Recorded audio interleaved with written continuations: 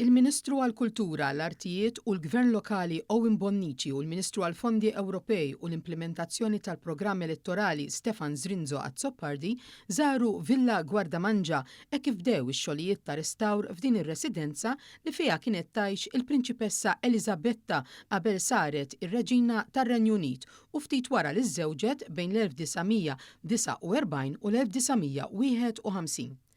Dan il-proġett li mistenni jkun lest madwar 3 snin oħra u stmat li se jiswa ftit iżjed minn 12 miljun euro b'aktar minn 10 miljun euro minnhom li se jkunu provduti mill-Fond Ewropew għall-Iżvilupp Reġjonali. Il-Ministru Bonnici saħaq li dan il-proġett uniku jista' jseħħ bil-għaqal tal-Gvern kif il-villa nxtrat mingħand il-privat b'impenn serju biex kif ikun lest jitgawda kemm il-poplu Malti kif ukoll it-turisti li jżuruna. U tenna li danu pass storiku ieħor importanti b'impatt internazzjonali fid-dawl tar-rabta mal-familja Rjali Ingliża.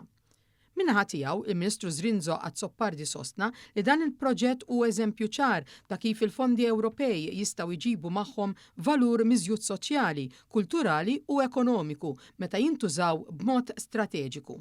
Preżenti kien hemm ukoll membri mit-tmexxija ta' Heritage Malta fosthom il-Kap Eżekuttiv ta' Heritage Malta Noel Zammit li hu responsabbli mill-proġett. Dan huwa proġett importanti għal Heritage Malta għaliex jixed ukoll l-impenn tal-Aġenzija illi tagħmel aċċessibbli l-patrimonju kulturali tagħna. Patrimonju kulturali mhux biss artefatti ġew mużew jew palazzi, iżda wkoll il-memorja kollettiva ta' nazzjon.